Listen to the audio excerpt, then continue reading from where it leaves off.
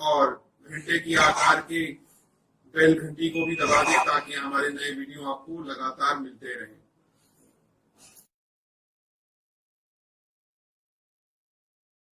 नमस्कार दोस्तों, धर्म रहस्य चैनल पर आपका एक बार फिर से स्वागत है। आज एक बार फिर से खुशबू वाली सुगंधा का सच्चा अनुभव भाग 8वां लेंगे और इसमें हम जानेंगे कि ब्रह्मांड का रहस्य सुगंधा ने किस प्रकार से इनको बताया है। चलिए पढ़ते हैं इनके पत्र को। प्रणाम गुरुजी। गुरुजी, अभी तक के सारे पत्रों को सभी दर्शकों ने इतना अधिक पसंद किया है और इतना स्नेह दिया, उसके लिए सभी दर्शकों का बारंबार धन्यवाद। और आपके चरणों को स्पर्श करके आज मैं यह पत्र शुरू करता हूँ। गुरुजी, पिछले पत्र में आपने दर्शकों के जिन प्रश्नों की ओर संकेत दिया था, तो आज के पत्र में उन्हीं प्रश्नों के उत्तर देने की पूरी कोशिश करूंगा। गुरुजी, माफी चाहता हूँ, महादेव जी की पूजा विधि थोड़ी लंबी है और अगर इस पत्र में शामिल करता तो पत्र काफी ज्यादा लंबा हो जाता है, इसलिए अगले पत्र में महादेव जी की पूजन विधि बताऊंगा। और आज के पत्र में दर्शकों के प्रश्न के उत्तर के अंत में पौधे लगाने या वृक्षारोपण की वैदिक विधि को बताने का प्रयास करूंगा, जैसा सुगंधा ने मुझको सिखाया था। गुरुजी, सुगंधा के मुताबिक मृत्युलोक और अन्य लोकों में भी जीवात्माएं मृत्यु के पश्चात तपस्या या पूजा पाठ करती हैं और स्वर्ग लोक में रहने वाले देवी देवता भी पूजा पाठ करते हैं और उन्हें उसका फल भी मिलता है। स्वर्ग लोक में रहने वाले देवताओं को भी समय समय पर कई घोर तपस्याएं करनी पड़ती हैं अपनी शक्ति को बढ़ाने के लिए या किसी बड़ी समस्या के समाधान के लिए। जैसे देव विश्वकर्मा की पुत्री संध्या बहुत ही शीतल और शांत स्वभाव की थी, परंतु उनका विवाह सूर्य देव के साथ हुआ तो अत्यंत तेजवान और असहनीय ऊर्जा के धनी देवी संध्या अपने ही पति के तेज को बर्दाश्त नहीं कर पाने में सक्षम रही। ऐसे में घोर तपस्या के अलावा अन्य कोई चारा नहीं था। देवी संध्या के पास और यमलोक में यमराज के साथ बैठने वाले देव चित्रगुप्त, उन्हें कायस्थ भी कहते हैं, उन्होंने भी घोर तपस्या की थी। यह वरदान प्राप्त करने के लिए कि किसी जीवात्मा के पुण्य और पाप के हिसाब से मुझसे कभी कोई गलती ना हो और किसी निर्दोष को सजा मेरी वजह से ना मिले, क्योंकि ये काम और भी मुश्किल तब हो जाता है जब हजारों जन्मों का पाप और पुण्य का लिखना पड़े। और भी समस्त मृत्युलोक के प्राणियों का हिसाब रखना कोई आसान काम नहीं है। देवताओं के अलावा त्रिदेवों को भी तपस्या करनी पड़ती है। स्वयं नर और नारायण ने भी घोर तपस्या की थी, जो बाद में भगवान श्री कृष्ण और अर्जुन माने गए। इसके अलावा भगवान विष्णु को भी महादेव जी की घोर तपस्या करनी पड़ी थी, क्योंकि संसार की रक्षा के लिए उन्हें एक ऐसे शस्त्र को चाहिए था जो अचूक हो, जिस पर कभी कोई विजय न प्राप्त कर सके। और एक घोर तपस्या के बाद भगवान नारायण को सुदर्शन चक्र की प्राप्ति हुई थी। मृत्युलोक के ऊपर के लोकों में रहने वाले पितृ, यक्ष, गंधर्व, ऋषि, मुनि, देवतागण सभी पूजा पाठ और उस परम पिता परमेश्वर की साधना में लीन रहते हैं। और सबसे ऊपर के लोकों में जैसे कि ब्रह्मलोक, गौलोक और सत्यलोक जैसे लोकों में अपना स्थान बनाना चाहते हैं और इस सृष्टि के संचालन में अपना योगदान देने के लिए हमेशा तत्पर रहते हैं। गुरुजी, सुगंधा के मुताबिक माँ भगवती का आशीर्वाद किसी भी लोक में किसी भी योनि में रह रही जीवात्मा का उद्धार करने में सक्षम है।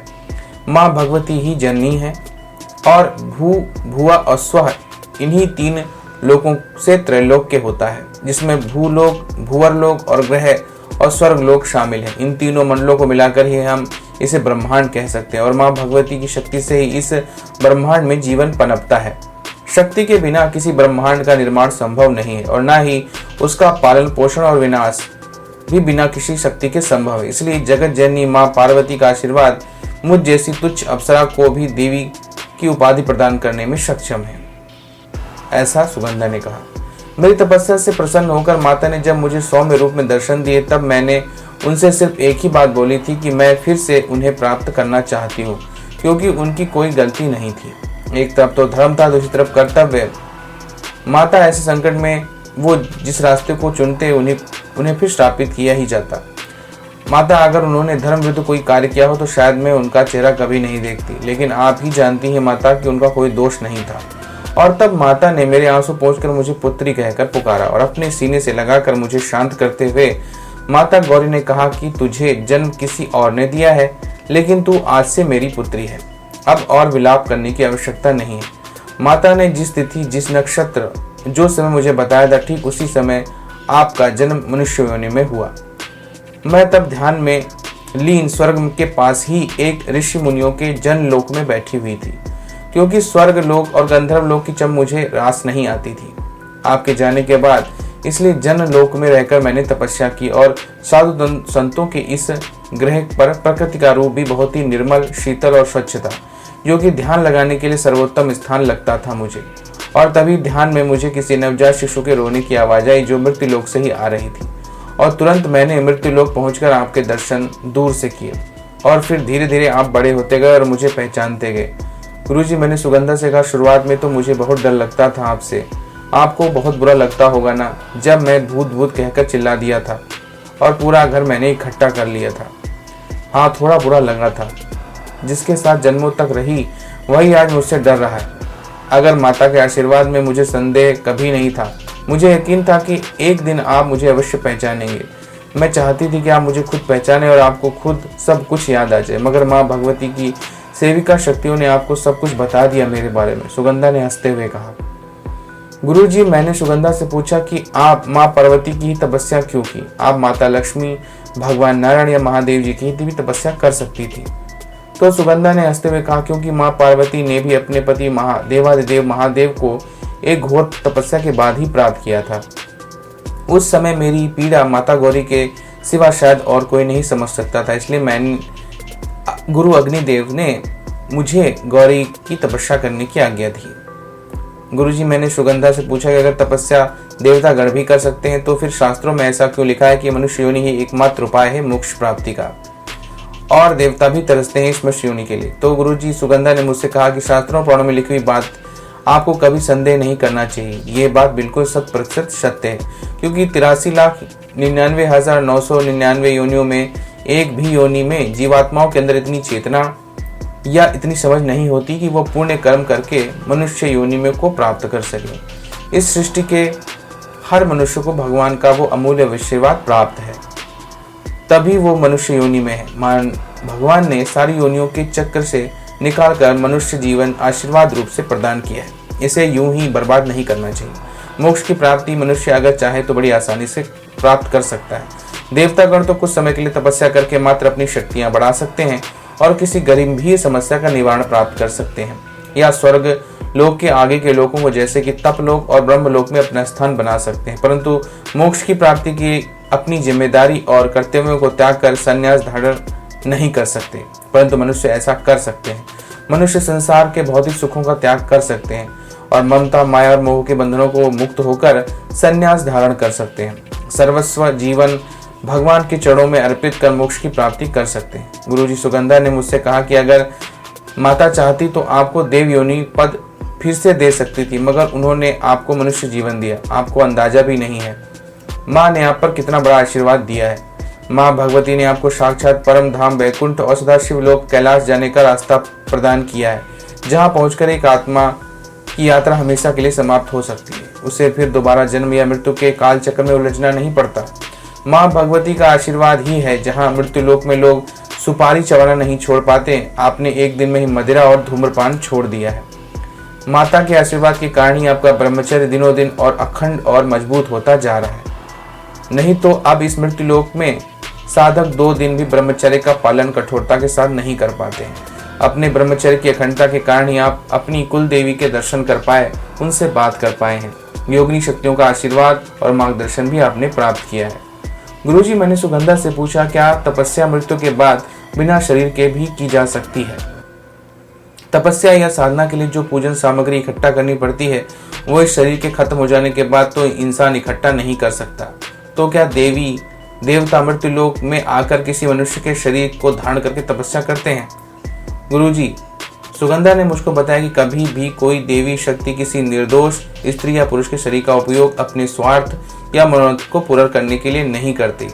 ये काम प्रेत और पिशाचों का होता है, जो शरीर के अभाव में अपने भोजन, जल, काम और वासनाओं की पूर्ति के लिए किसी के शरीर को उपयोग करते हैं। देवी शक्तियां स्वर्गलोक या स्वर्गलोक से नीचे के किसी भी लोक में रहकर तपस्या कर सकती हैं।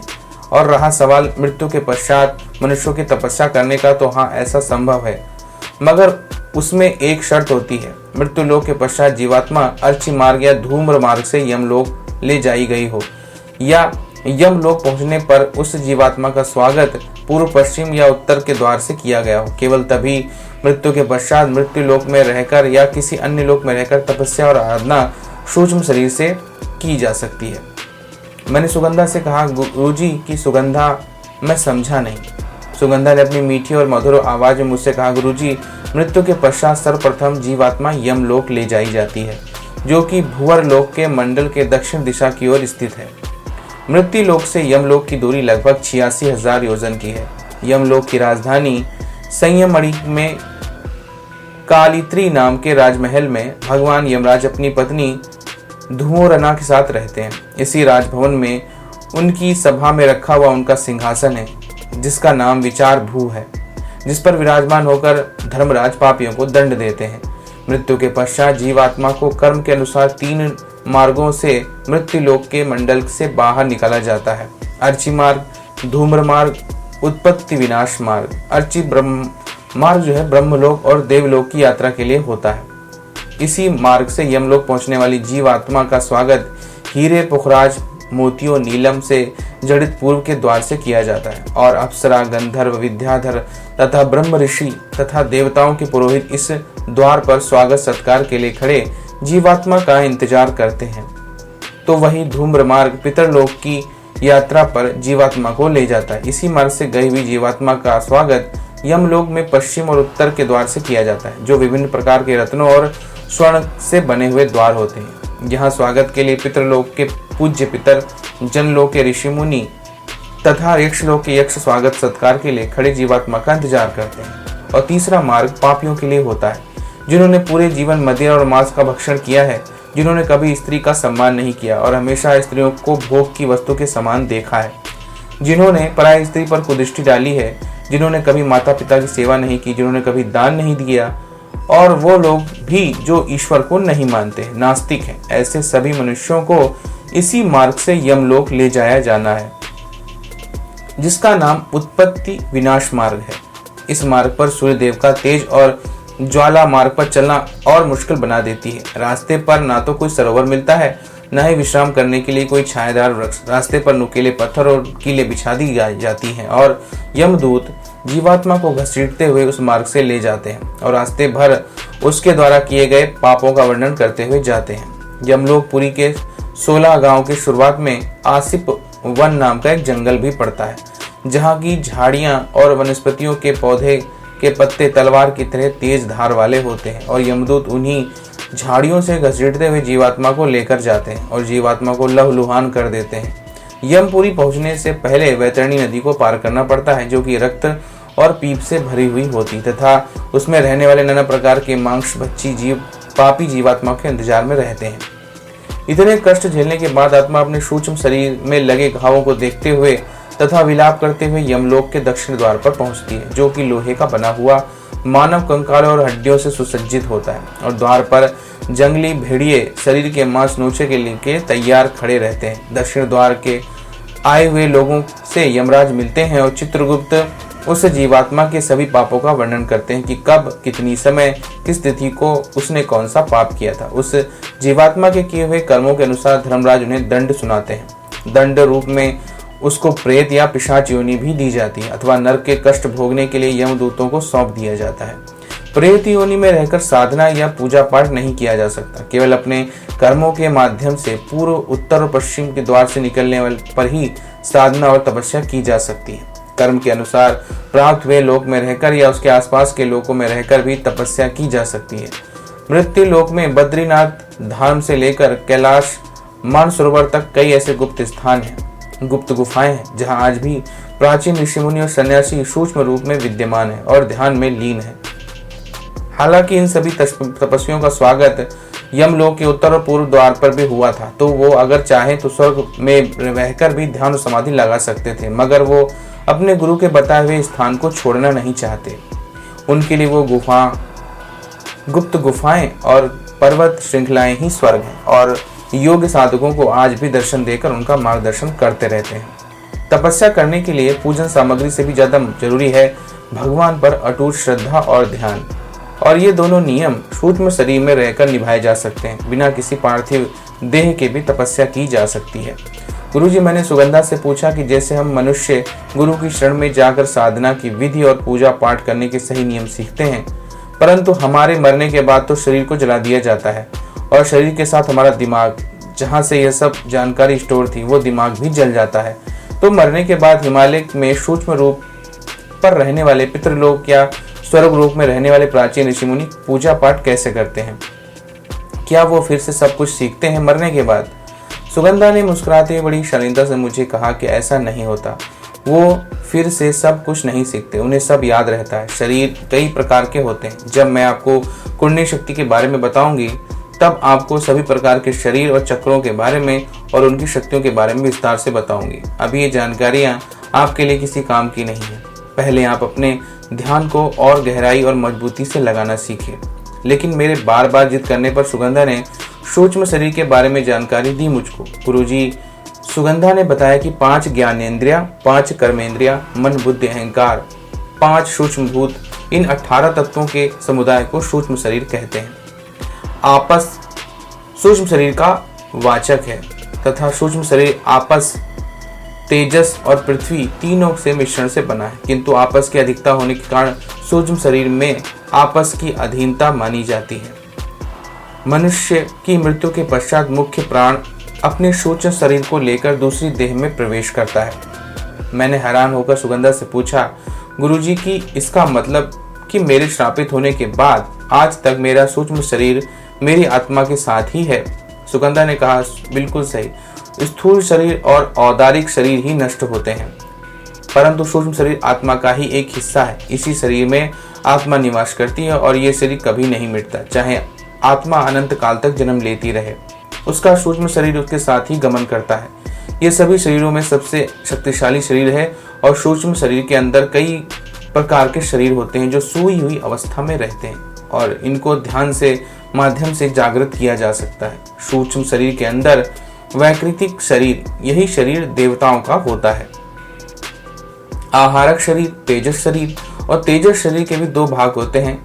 अन्य सारात्मक तेजस हमें नींद में, स्वप्न में इसी शरीर के माध्यम से आते हैं, और निस्सारण तक तेजस, ये शरीर केवल साधु जन और सिद्धों के पास होता है, जिससे वो कठोर तपस्या करके जागृत करते हैं, जिससे वो समाधि में यात्रा कर सकते हैं और इस शरीर को कितना भी बड़ा या छोटा बना सकते हैं। इस शरीर के भी 2 प्रकार होते हैं, एक शुभ तेजस और दूसरा होता है अशुभ तेजस। और आखिरी में कारण शरीर, जिसमें आत्मा निवास करती है। कारण शरीर भी सूक्ष्म शरीर के अंदर ही होता है।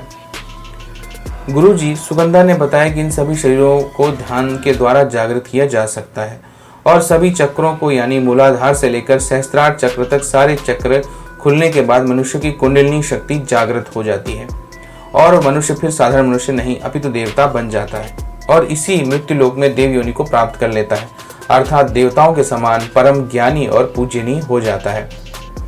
सुगंधा ने आगे बताया, गुरुजी, मृत पुरुष की वाणी अग्नि में लीन हो जाती है, प्राण वायु में, आंख आदित्य में, मन चंद्रमा में, स्रोत दिशाओं में, शरीर पृथ्वी में लीन हो जाता है।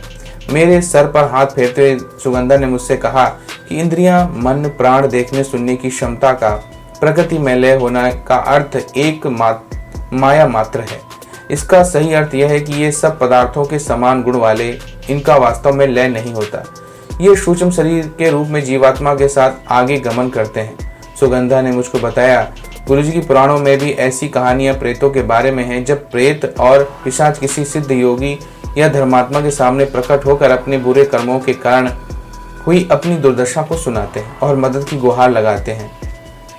तीर्थों में उनका श्राद्ध और तर्पण करने के लिए उन्होंने याचना की। आप इससे समझ ही सकते हो कि सूक्ष्म शरीर में बोलने, सुनने और पिछले जन्म की सारी बातों को याद रखने की क्षमता होती है। जब प्रेत और पिशाच जैसी योनियों में सूक्ष्म शरीर कुछ भी नहीं भूलता, तो स्वर्ग लोक और पितृलोक जैसे उच्च लोकों में जाकर जीवात्मा और उसके सूक्ष्म शरीर और शक्तिशाली हो जाता है और देव रूप धारण कर लेता है, अर्थात वैकृतिक शरीर को धारण कर लेता है। और देव शरीर प्राप्त कर लेने के बाद तो भूली हुई सिद्धियां याद आ जाती हैं। जीवात्मा भूलती कुछ भी नहीं है। देव योनि में पहुंचने के बाद सुगंधा ने हंसते हुए कहा, गुरुजी, मैंने एक आखिरी सवाल पूछा सुगंधा से कि सुगंधा, मुझे स्वर्ग लोक और उससे जुड़े हुए लोगों के बारे में प्लीज बताओ। जो महत्वपूर्ण हो आपकी नज़र में। सुगंधा ने मुझसे कहा कि ठीक है, मैं बताती हूँ, मगर आप वचन दीजिए कि आखिरी प्रश्न है, इसके बाद आप सोने का प्रयास करेंगे। मैंने कहा गुरुजी, हाँ मैं वचन देता हूँ, उसके बाद मैं सो जाऊंगा। गुरुजी, सुगंधा ने स्वर्गलोक का स्थान उत्तर की ओर ध्रुव तारे की तरफ बताया। सुगंधा ने अपनी मीठी मधुर आवाज में कहा कि मृत्युलोक या भूलोक के आकाश मंडल से बाहर अंतरिक्ष व्याप्त है, जो कि विशाल है, और यहीं से भूवर लोक की शुरुआत हो जाती है। इस लोक में कई मंडल हैं, जिसके कारण ये लोक सभी लोकों के क्षेत्रफल के हिसाब से सबसे बड़ा लोक है।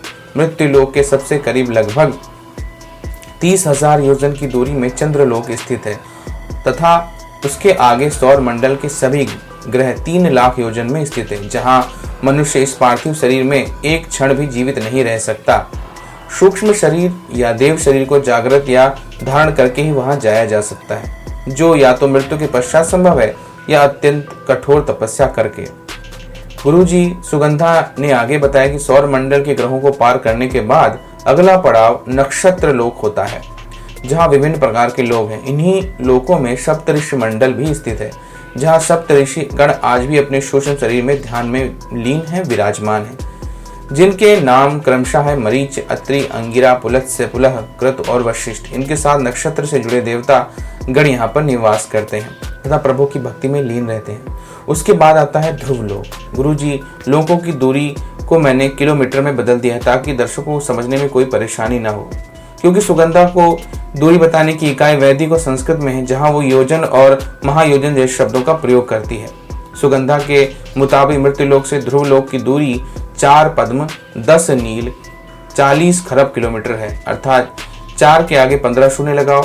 इतनी दूरी पर हम पृथ्वी से दूर आ चुके हैं, और आज का भौतिक विज्ञान भी मानता है कि ध्रुव तारे की दूरी पृथ्वी से 433 प्रकाश वर्ष है।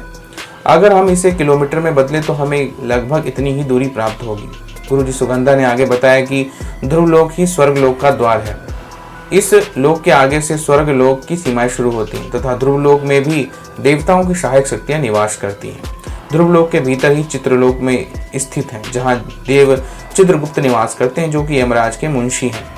इसके अलावा विद्याधर और यक्षों के सेवक द्वारपाल भी ध्रुव लोक में ही निवास करते हैं। इसके आगे 1 करोड़ योजन अर्थात लगभग 12,29,53,881 किलोमीटर के बाद स्थित है महर लोक। जो लोग सामान्य जीवन जीते हैं और कभी किसी का बुरा नहीं सोचते, पूजा पाठ और तीर्थ स्थानों में यात्रा करने वाले मनुष्य जब मृत्यु के पश्चात इसी लोक में एक मंडल है जिसका नाम है पितृलोक, और यहीं पर पितृलोक का निवास है, पूजा पाठ और तपस्या में लीन रहते हैं और सदा तृप्त रहते हैं। महर लोक में ही यक्ष लोक है, जो सुंदर सरोवर, सुगंधित पुष्प और ऊंचे महलों के लिए जाना जाता है, तथा महर नामक ऋषि मुनि भी अलग अलग मंडलों में इसी लोक में निवास करते हैं। यहाँ के ऋषि मुनियों की पूरी आयु ब्रह्मा जी के एक दिन के बराबर होती है, अर्थात 432 करोड़ साल। इस लोक में केवल यक्षों को देवताओं से मिलने की अनुमति होती है, वो भी किसी महत्वपूर्ण कार्य पर। इस लोक में रहने वाले पितृ, यक्ष, महार, ऋषि मुनि तपस्या में लीन रहते हैं। गुरुजी, सुगंधा ने आगे बताया कि महर लोक के आगे 2 करोड़ योजन यानी कि 24 करोड़ 59,07,763 किलोमीटर के पश्चात आता है जनलोक। इस लोक में वैराग्य नामक देवता रहते हैं, जिनका कभी अंतिम संस्कार नहीं किया जाता। ये तत्व ज्ञान को जानने वाले तथा अंतिम समय में तत्व बनकर संसार के कल्याण के लिए तत्व में विलीन हो जाते हैं। यहाँ मृत्यु के पश्चात सिर्फ उन्हीं मनुष्यों को रहने का अवसर प्राप्त होता है जिन्होंने पूरी जीवन धर्म की नीति पर जिया हो तथा जो स्वयं के स्वार्थों को त्याग कर दूसरों के हित के लिए सोचते रहते हो। ऐसी पुण्य आत्माओं को ही यहाँ शरीर धारण करके रहने का अवसर मिलता है। यहाँ पर रहने वाले ऋषि मुनि देवताओं के दर्शन कर सकते हैं। इस लोक से 8 करोड़ योजन आगे स्वर्ग लोक के तेजस्वी मंडल स्थित हैं, जिसमें गंधर्व लोक जो अपनी प्राकृतिक सुंदरता के लिए जाना जाता है, तप लोक जो कि ब्रह्म ऋषियों के लिए जाना जाता है। इसी प्रकार सनात, सनत, सनंदन और सनत कुमार चारों ब्रह्म ऋषि निवास करते हैं, जिनकी आयु 4 साल के बच्चे जैसी रहती है। देवताओं के पुरोहित गुरु बृहस्पति तथा मान्य ऋषिगण भी तप लोक में निवास करते हैं। इन लोकों में स्थान प्राप्त करने के लिए बहुत कड़ी परीक्षा देनी पड़ती है। यहाँ पर केवल साधु, ऋषि, मुनि, सन्यासी ही जा सकते हैं, जिन्होंने मनुष्य जन्म में जीवन में सभी सुखों का त्याग कर केवल ईश्वर की आराधना, सदकर्म तथा यज्ञ किया है। केवल वो ही लोग स्वर्ग लोक में रह सकते हैं। इन सभी लोकों के बीच में स्थित इस स्वर्ग लोक मंडल की राजधानी, जिसका नाम अमरावती है, जहाँ देवताओं के राजा इंद्र, सभी देवता और अपनी पत्नियों के साथ में निवास करते हैं। अप्सराएं, इंद्राणियां भी यहीं निवास करती हैं। यहाँ के घोड़े पंख वाले होते हैं, जिन्हें उच्चश्रवा कहते हैं, और हाथियों के रंग सफेद होते हैं, जिन्हें ऐरावत कहते हैं। यहाँ अप्सरा, इंद्राणियां और देवताओं की पत्नियां सरोवर और पारिजात वृक्षों के वन में विहार, गायन और नृत्य करती रहती हैं। यहाँ हमेशा बसंत ऋतु प्रकृति को दुल्हन की तरह सजाए और संवाए रखती है। जहाँ सुंदर स्त्रियों को काम भाव से नहीं अपितु विनम्र भाव से देवी या पुत्री कहकर संबोधित किया जाता है, और हर हाल में एक स्त्री के गौरव और स्वाभिमान की रक्षा की जाती है। उसी स्थान का नाम अमरावती है, जहाँ मैं निवास करती हूँ, और कभी आप भी निवास किया करते थे। और ये कहते कहते सुगंधा के आंखों के आंसू बह निकले। गुरुजी, मैंने सुगंधा को कहा, गुरुजी, स्वर्ग और तपलोक के आगे मुझे नहीं जानना है। ऐसी कोई भी बात मुझे नहीं जाननी जिसे याद करके तुम्हें दुख पहुंचे।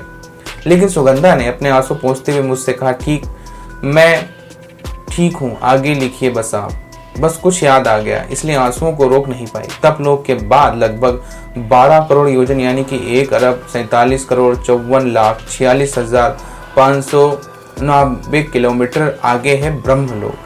यहाँ पर केवल वही मनुष्य जा सकते हैं जिन्होंने जन्म जन्मांतर तक अनेकों पुण्य किए हों। पितृलोक, जनलोक, स्वर्गलोक, तपलोक में रहते हुए भी ईश्वर की भक्ति नहीं छोड़ी और तपस्या में लीन रहे।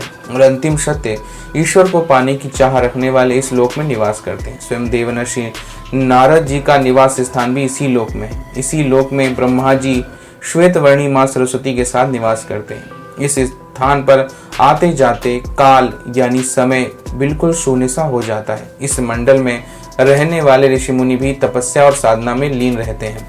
सुगंधा ने आगे बताया, गुरुजी की ब्रह्मलोक ही हमारी इस 3 आयामी सृष्टि का आखिरी छोर है। इससे 5वां आयाम अर्थात ब्रह्मा जी का आयाम भी कहते हैं। मैंने सुगंधा से पूछा, मैं समझा नहीं सुगंधा, आयाम का क्या मतलब होता है? तो सुगंधा ने बताया कि गुरुजी की पृथ्वी, सभी लोक, मंडल और स्वर्ग लोक, यह सब 3 आयामी सृष्टि के अंतर्गत आते हैं, जिसे हम त्रैलोक्य कहते हैं। यानी आप मृत्यु लोक में आगे पीछे, ऊपर नीचे, बाएं दाएं 3 प्रकार की गति कर सकते हैं। चौथा आयाम है काल यानी समय, जो सिर्फ आगे ही बढ़ता है, इसमें पीछे नहीं जाया जा सकता और ना ही काल चक्र को रोका जा सकता है। मात्र त्रिदेव ही समय को रोक सकते हैं या आगे पीछे कर सकते हैं। मैंने आपको पराविद्या के बारे में बताया था, ये वही विद्या है। द्वापर युग में अर्जुन की गीता को ज्ञान देने के लिए भगवान ने इसी विद्या का उपयोग कर काल चक्र को रोक दिया था और समय वहीं पर ठहर गया था। देवताओं के अंदर भी इतना सामर्थ्य नहीं कि काल की गति को रोक सकें, इसलिए मृत्यु लोक से लेकर स्वर्ग लोक तक की सृष्टि इन्हीं 4 आयामों पर बनी हुई होती है।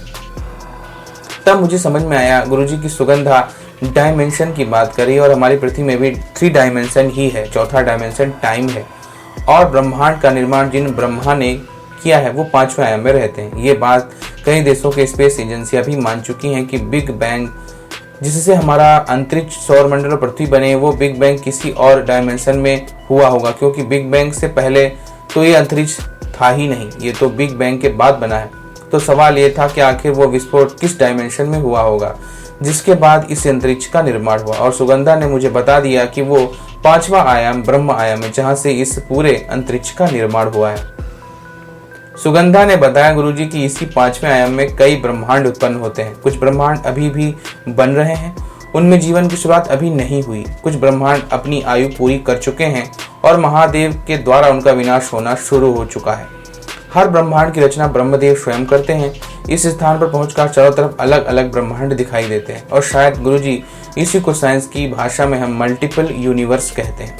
इसके बाद गुरुजी सुगंधा ने बताया कि इसके 5वें आयाम के बाद 6ठा आयाम है, जहां महाविष्णु निवास करते हैं। मैंने सुगंधा से पूछा, गुरुजी की इस लोक की दूरी कितनी है ब्रह्मलोक से? तो सुगंधा ने बताया कि हम यहाँ दूरी नहीं नाप सकते, क्योंकि दूरी नापने के लिए समय और गति दोनों का होना आवश्यक है, परंतु समय तो यहाँ है ही नहीं।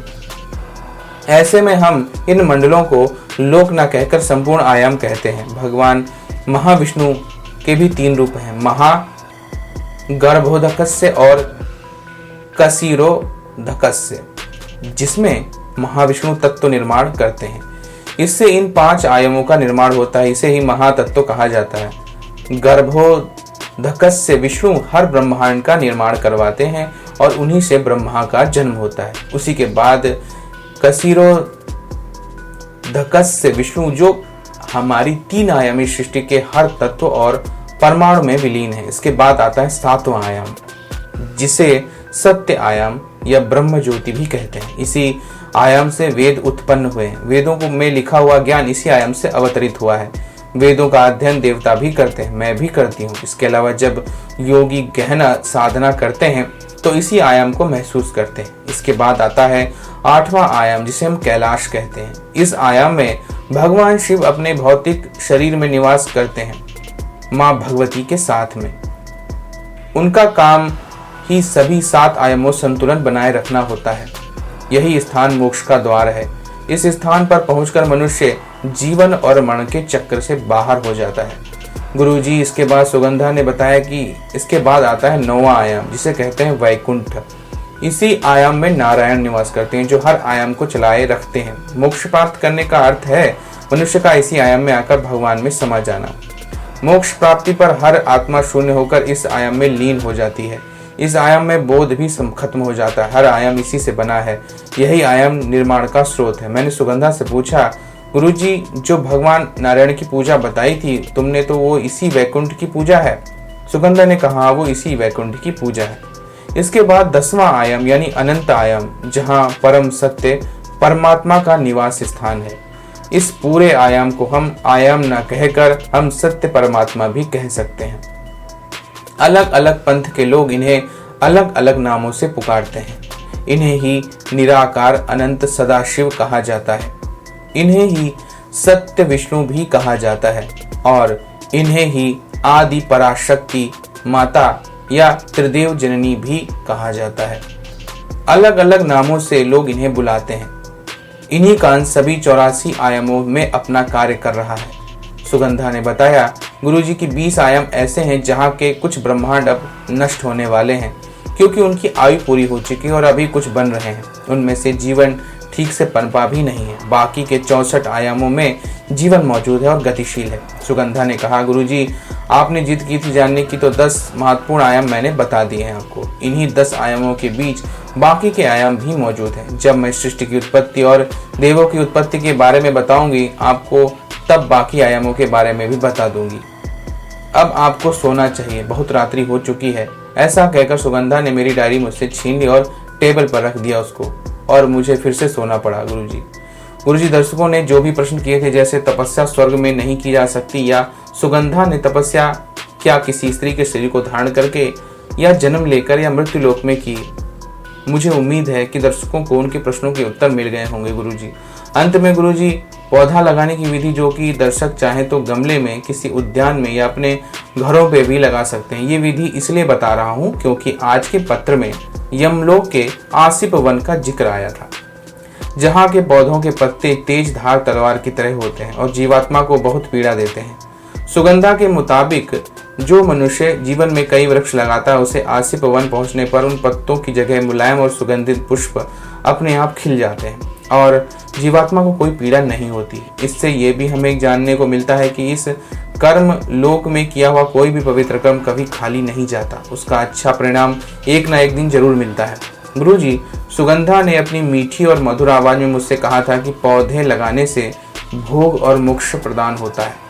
पौधे को स्वच्छ जल में स्नान करवा दें, सुगंधित चंदन के चूर्ण से विभूषित कर, मालाओं से अलंकृत कर वस्त्र चढ़ा दें और सर्वप्रथम उस वृक्ष को यज्ञोपवीत पहनाकर उसकी पूजा करें। वेदिका पर 7 फल रखें और प्रत्येक वृक्ष का अधिवासन करें तथा कुंभ समर्पित करें। फिर इंद्र आदि दिग्पालों के उद्देश्य से बलि प्रदान करें, यानी कि नारियल फोड़ें। वृक्ष के अधिवासन के समय ऋग्वेद, यजुर्वेद या सामवेद के मंत्रों से अथवा वरुण देवता संबंधी, मत्त भैरव संबंधी मंत्रों का होम करें। श्रेष्ठ ब्राह्मण वृक्ष को वेदी पर रखकर कलश के जल से वृक्ष को स्नान करवाए और खुद यजमान अलंकृत होकर ब्राह्मणों को गौ, भूमि, आभूषण तथा वस्त्र आदि दक्षिणा दे तथा 4 दिनों तक क्षीर युक्त भोजन कराए। इस कर्म में तिल, घृत, पलाश और समिधियों से हवन करना चाहिए। आचार्य जी को दुगनी दक्षिणा देनी चाहिए। आचार्य जी को दक्षिणा देने की विधि भाग 6 में बताई गई थी। ठीक उसी प्रकार मंडप का आपको निर्माण करना है और मिट्टी के पात्रों में दक्षिणा अर्पित करनी है। इस प्रकार वृक्ष या उद्यान की प्रतिष्ठा से समस्त पापों का नाश होता है और परम सिद्धि की प्राप्ति होती है, ऐसा सुगंधा ने मुझसे कहा था गुरुजी। गुरुजी, आपके चरणों में प्रणाम करता हूँ और सभी दर्शकों को प्रणाम करते हुए आज का पत्र यहीं पर समाप्त करता हूँ। तो देखिए, यहाँ पर इन्होंने ब्रह्मांड वर्णन जो अप्सरा ने उन्हें बताया है उसके बारे में यहाँ पर वर्णन किया है। तो अगर आपको आज का वीडियो पसंद आया है तो लाइक करें, शेयर करें, सब्सक्राइब करें चैनल को अगर चैनल पर नए हैं तो। आपका दिन मंगलमय हो। धन्यवाद।